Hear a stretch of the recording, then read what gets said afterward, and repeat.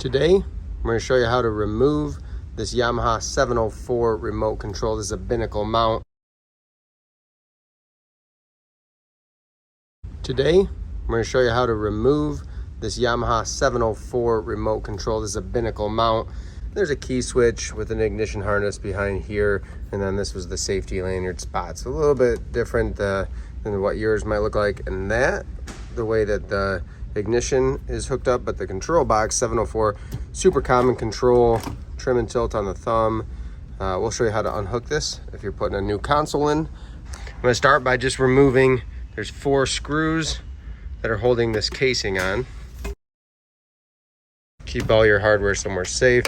What I'll do is use my casing for a bowl. Once I get all my screws out of here, then I can keep everything together.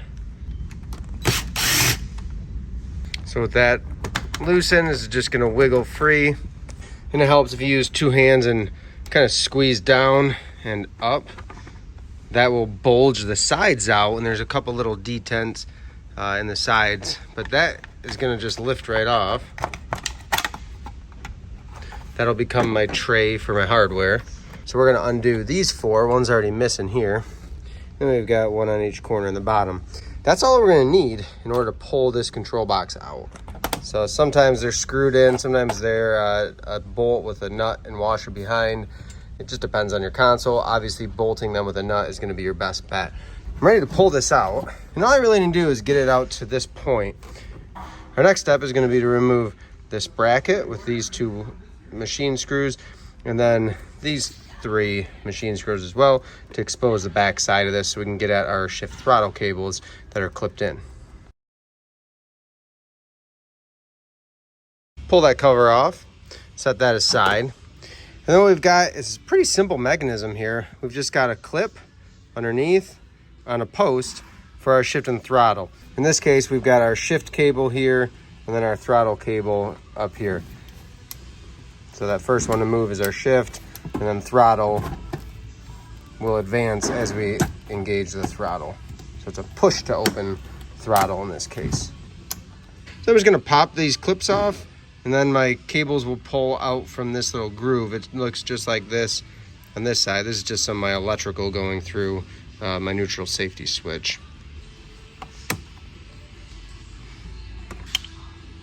Before we remove that, we'll put this clip back in on that post so we don't lose it. And then it's just gonna slide out of this groove here, just like that. There is this small kind of rubber square here that goes between the 2 cables, so make sure you save that, because that's gonna come back in and make sure your cable's in the right position. We'll put that back in, and we'll put the casing back on so that's held in place. We're gonna pop the other clip off, put that back on the post, and pull our shift cable out.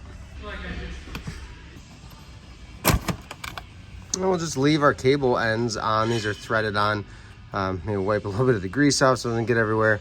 But we'll leave those cable ends right on there so that they can be reused right where they were. So push this stuff through, and then I am gonna put my little rubber square back down so that stays in place and we can reuse that. And then we'll put this plastic covering back on top so that everything stays in there and the dirt stays out. So I'll put those 3 screws back in, and then we'll get to the electrical plugs here that are kind of in our way. We got some electrical we got to unhook, one being our trim tilt harness. So it's really just going to depend on how your boat's wired under the console. Chances are I'm gonna have to climb under here because you can see there's a whole mess of wires moving underneath there. But what that's typically going to be is just a couple quick connectors, because we also have this neutral safety. It's all tied up in here too. So we'll get down underneath there and we'll unhook, and we'll show you what those plugs look like. Just quick connects typically. Okay, so I climbed underneath the console. This might not be your normal situation, but it's a great example of what happens when someone gets in here and does something themselves. Not always done correctly. So I'm actually gonna take this whole plate off. Somebody just made this as a covering. And the fun stuff that we have under here is somebody got in here and they didn't even heat shrink it down. It's nice heat shrink tubing, but they didn't shrink it. So this is connected up to our key switch, being our harness.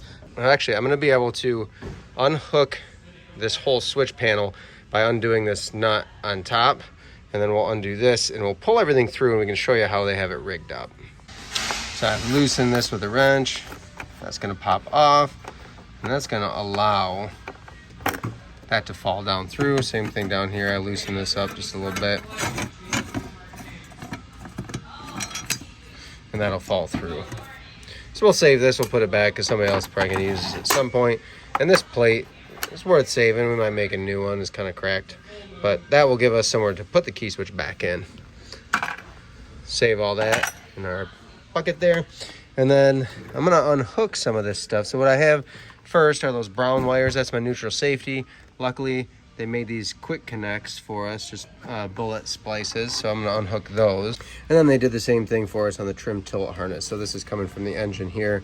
And definitely not factory how they did this, but it's going to work just fine. So we'll unhook our bullet connectors here too. And then my control box will actually be completely free, and we can move on from there.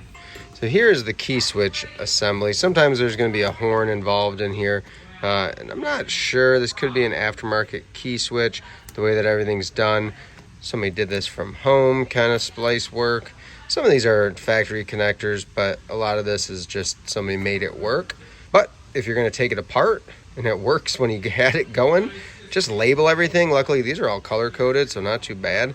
But you can always label everything and then just put it back together. The other thing to consider is taking into account you might have some large connectors here.